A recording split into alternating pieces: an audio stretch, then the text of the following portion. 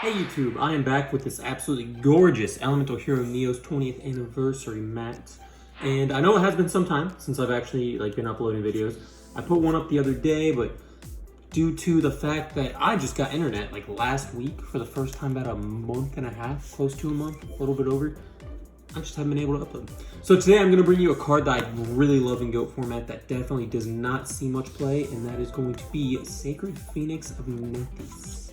It is going to be a max rarity deck. One thing you will notice is that a lot of the sleeves are different. A lot of cards are double sleeved, and that is because due to the rarity of this deck, I just don't play with these cards anymore. These cards are too expensive, too valuable. I love making videos with them, but it takes a long time to take them out of the binders that I keep them in and then put them back in, as well as, like I said, they're just so valuable that playing with them anymore is just not an option. So I'm gonna go ahead and go right into it, but please do go ahead and start commenting, and subscribing to all my videos. It really helps me out and makes me want to continue doing this, even though I love doing this because I love showing off the collection. But first we'll start out with the Traps Triple Judgment. I think in general in GOAT format, if you're not playing any kind of chaos deck that can really build up advantage through Dimension Fusion, be it Dimension Fusion OTK, Reasoning Gate as they also call it, any kind of OTK, FTK deck, or Thunder Dragon Chaos, Solemn Judgment at 3 is very important to play just to be able to keep up with the Chaos monsters. They're too powerful. So I do use that in order to help protect my Sacred Phoenix and make it go through. And then I run double Sakuretsu. You'll see why. I do run triple Thestalos. Sakuretsu just beats pretty much everything. Helps get over those Chaos monsters. And then I run 1 Ring and 1 Mirror Force. So cards you could run, and cards I definitely did think about running, were obviously Trap Dust Shoot and Dust Tornado. Trap Dust Shoot I did not run because really just player preference. It could be swapped out for the Sakuretsu. I don't think there's anything wrong with that. Definitely good for a side deck card, always good, as well as Royal Decrees really good because so few traps I could run. You could easily side in some Royal Decrees and the Trap Dust Shoots. Dust Tornado I opted out because I am running Sacred Phoenix, which is basically a searchable Heavy Storm. So I figured, is that one that I really need? I don't know. Then I have 3 very low rarity Soul Exchange. I use double Metamorphosis. I have 6 tribute monsters, I think. 7 if you include the Hand of Nethys. So Soul Exchange will get it. It actually will get it. Soul Exchange is a wonderful card, definitely underutilized in format, and I think that's really because there's not a whole lot that can be abused with it outside of really Thestalos, because Thestalos is kind of the only card guaranteed to be able to get Go plus with Soul Exchange. The other Monarchs, you won't always be able to hit a target on field, and anything above that is going to be 2 tributes. And then you have to ensure that you have something. You're losing your monster Soul Exchange only to get 1 on field. They're only losing 1 monster, so at best you'll have DMOC, which I do run. That comes out at an even. So Thestalos is the best, but due to its typing, it's not very utilized in the format. If you do have Tournament Pack 7 Soul Exchanges with our rares, please let me know. I am looking for a playset. Dual Terminal Preview is far too expensive for that. Then moving on, I'm running 2 Book of Moon. Book of Moon, it's always kind of self-explanatory. Nothing more to be said. I'm running 2 Metamorphosis. So Metamorphosis was originally 3, however the monster lineup turned up a bit heavier than I wanted it to be, and you'll see when that pops up. So I opted for 2 Metamorphosis. Metamorphosis into Thousand Eyes Restrict is the absolute best tribute fodder in the entire format. Don't let anybody tell you that's Gravekeeper Spy. No, it's Metamorphosis, Tribute, any level 1, preferably Goat Token or Serpent, to get out that Thousand Eyes Restrict, steal a monster, and then sack for Thestalos or whatever it might be. That is big stuff. And then if that monster you sack for, say it beats Thestalos, discards a card, and then is able to run over another card or bait out a Book of Moon or something, and you're able to get that +1 off the attack as well, your advantage builds really quick. And that's going to be where your money comes from, is between Metamorphosis and Soul Exchange. Yeah, the monster lineup can kind of get you there. Yeah, you can kind of get some pluses. Yeah, Sacred Phoenix can just kind of win once you get out if they don't have a Chaos monster. But the big money is going to be Metamorphosis and Soul Exchange. But Then we also run 2 Noblemen of Crossout. This could easily be swapped out for, oh my goodness. I'm sitting at a really awkward angle because I actually don't own a chair or a table. So I'm doing this on my floor. Let me just move these. 2 Noblemen, could easily be swapped out again. I'm always an advocate, if I'm in a tournament setting, it really depends on what you're predicting to be played, how your deck plays, and then prior history, precedent of what has been winning during that general time frame. If flip effect monsters are super popular, super relevant, obviously you'd want a main Nobleman. If you're coming out of format where Chaos Warrior or something of that sort is just winning tournament after tournament after tournament, I would side this. This is due to the fact that if you main these, early you might see a couple wins because that's where GOAT format, typically GOAT decks, like GOAT control, really flood the scene. It's very easy to play, it's always gonna have, if you're a good player, you'll never do bad with GOAT control. Same with Thunder Dragon Chaos, which does run a decent amount of flips, I guess, or if they decide to like set tomatoes if they run them, or sand games, you'll be able to get some good mileage out of it. However, later in the tournament, you're more likely to play those warrior decks because from what I've noticed is that warrior decks tend to have longevity. There's a lot fewer of them, but at the beginning, but towards the end, there's a lot more of them.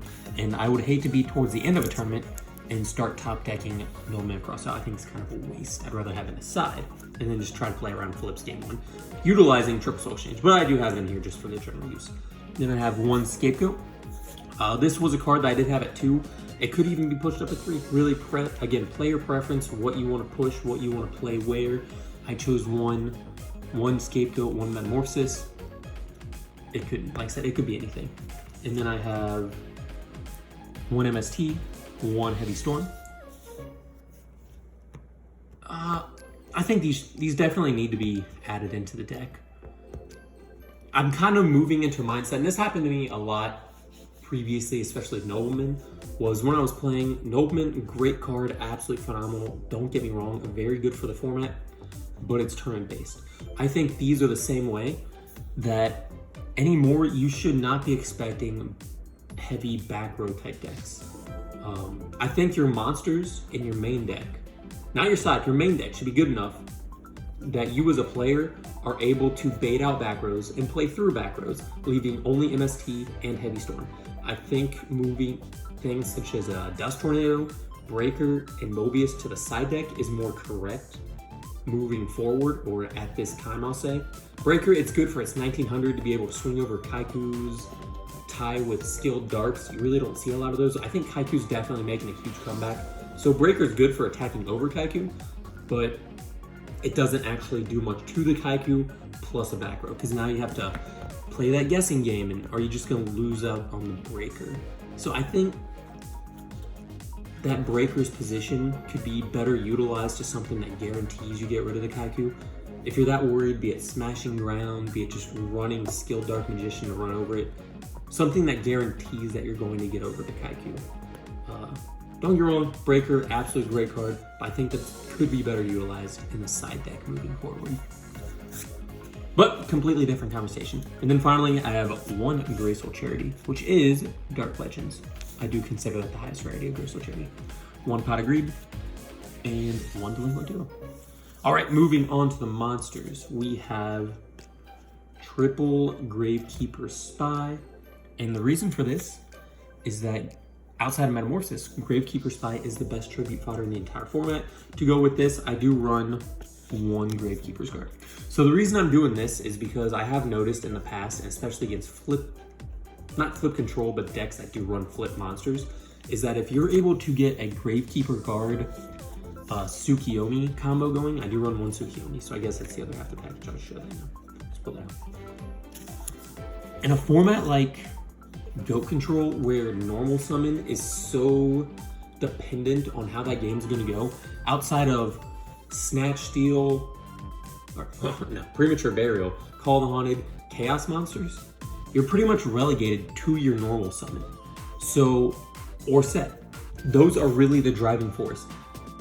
being able to just go like turn 1 set Gravekeeper guard or set Spy, be able to search out guard and just summon Tsukiyomi and continuously reuse that guard each and every turn to keep flipping monsters, or not flipping, but bouncing those monsters back to their player's hands before they get that flip effect off, before they can use it for tribute fodder, for whatever it might be, Air Knight Carjack, which Genzo, which are both, I think they're actually becoming much more popular.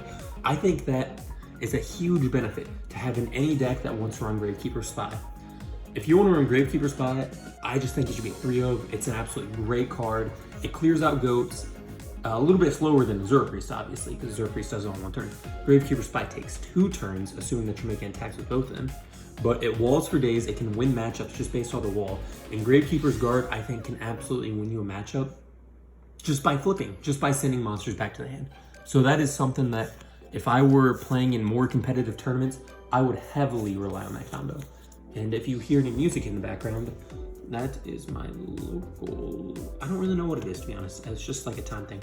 Then I'm running 1, 2, 3 Apprentice Magician. Just something I'd like to try out. This is Speed Duel, my actual next, or my full play set. It's in the mail, but I really just wanted to make this deck today. So I'm running 3 Apprentice Magician. This is just to get that hand Nathies very fast. I do love Apprentice Magician. It's a pretty strange card though. If skill drains flip face up, you don't get its effect. For whatever reason, I'm not sure, maybe it's in the wording, I really don't know. Apprentice Magician, let me read it. Activates on field. Because it said, if this card's destroyed by battle. Yeah, so this doesn't even have to go to the graveyard. If Banisher, not Banisher the Radiance, there's 100 attack, 2000 defense, all monsters removed from play, I can't think, but if that card's face up on the field, or DD Warrior Lady destroys Apprentice, you still get its effect. It's very strange. Does the wording change? No. So I guess destroyed by battle equals like a flip kind of thing, which means still activate on field. Regardless, if skill drains up, you don't get Apprentice Magician. If you creature swap, your opponent gets Apprentice Magician. I think those are really the only 2 big things. But I do like Apprentice Magician, just being able to search out Magician of Faith, Hand of Nethies. I do run Old Vindictive, so again, it's self-replacing, keeps a copy of itself on the field. Obviously, this could be switched out for something like Mystic Tomato. I chose this because it's a Nethys deck. Mystic Tomato and Mystic Tomato targets would work just as well. So there's 3 of those. Then I have 3 Thestalos. Oops, 1, 2, 3. So Thestalos, like I said, I think it's the best Monarch. It really only suffers because of, it's a tribute. That's it, it being fire type.